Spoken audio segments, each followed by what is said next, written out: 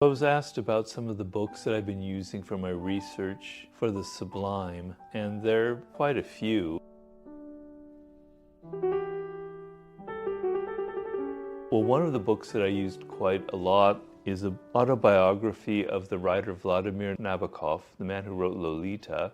He wrote an autobiography called Speak Memory, which I used very heavily for a chapter I did on childhood. I've read that book many years ago. It's not an easy book because he has a strange style, but I found that very helpful. I've been reading a lot of Aldous Huxley, obviously, because he fits very well with the idea of the sublime.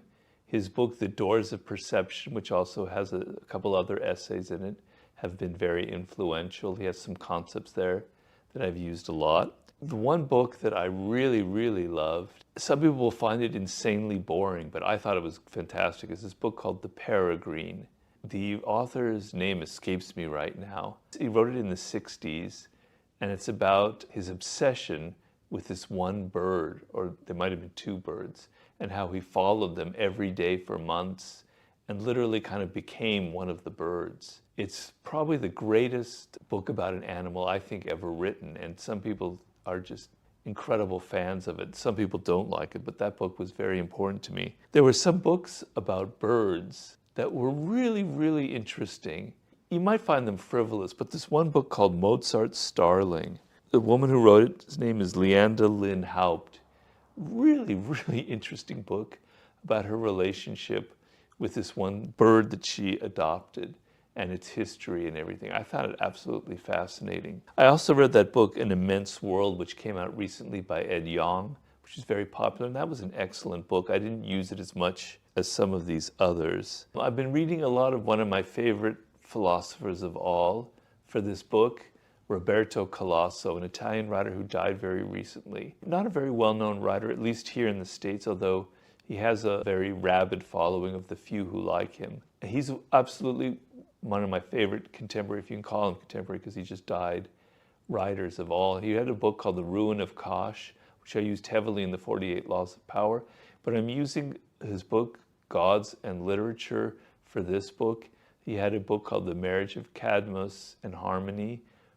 He writes a lot about Greek mythology, and I use a lot of Greek mythology in this new book on the Sublime. He also had a book called The Celestial Hunter.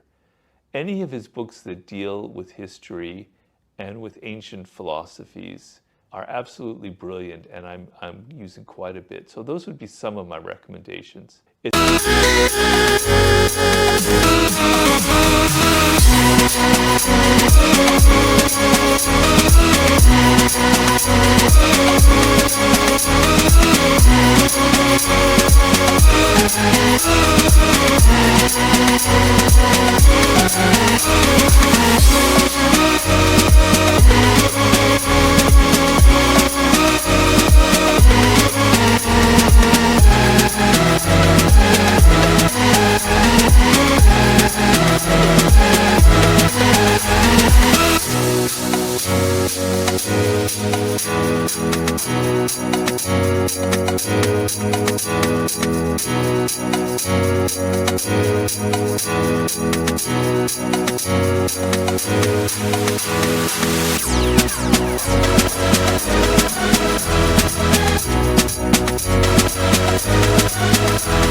I could go on for hours and years and decades describing all the books I'm reading for this, because there's a lot, but you know, I'll include them in some future references, but that's all for now.